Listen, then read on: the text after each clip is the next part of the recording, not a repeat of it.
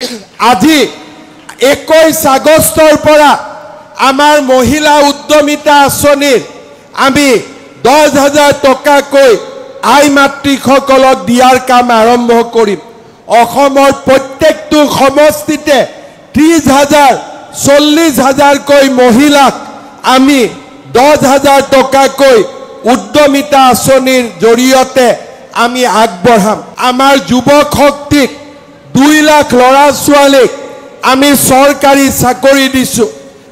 তাৰ লগে লগে আমি সিদ্ধান্ত লৈছোঁ যে আমাৰ যি ল'ৰা ছোৱালীয়ে উদ্যমিতা ব্যৱসায় উদ্যোগ নিৰ্মাণ কৰিব খোজে তেওঁলোকক আমি বেংকৰ পৰা নহয় চৰকাৰৰ পৰা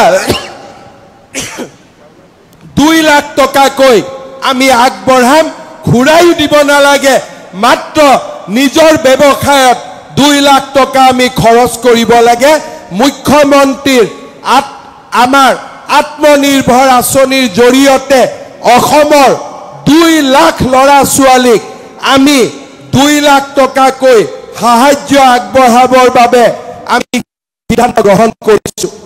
ৰেচন কাৰ্ডত আগতে আমি মাত্ৰ চাউল পাইছিলোঁ, এতিয়াৰ পৰা ৰেচন কাৰ্ডত আপোনালোকে দালিও কম দামত পাব, নিমখো কম দামত পাব আৰু চেনিও আপোনালোকে কম দামত পাব।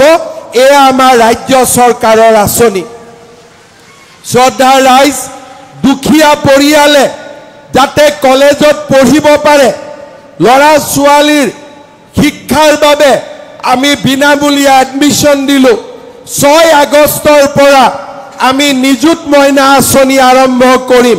ছোৱালী যেতিয়া হায়াৰ ছেকেণ্ডাৰী পঢ়িব চৰকাৰৰ পৰা মাহত 1,000 টকা পাব, ডিগ্ৰী পঢ়িব চৰকাৰৰ পৰা 1250 টকা মাহত পাব আৰু ইউনিভাৰ্চিটিত পঢ়িব 2,500 টকা চৰকাৰৰ পৰা মাহত লাভ কৰিব।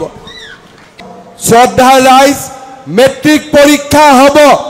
মেট্ৰিক পৰীক্ষা দিবলগীয়া ল'ৰা ছোৱালীসকলকো আমি কিতাপ পত্ৰ যাতে কিনিব পাৰে, পুষ্টিকৰ খাদ্য খাব পাৰে, প্ৰত্যেক মাহত আমি 300 টকাকৈ মেট্ৰিক পৰীক্ষাৰ ছাত্ৰ ছাত্ৰীসকলকো আমি প্ৰদান কৰিম।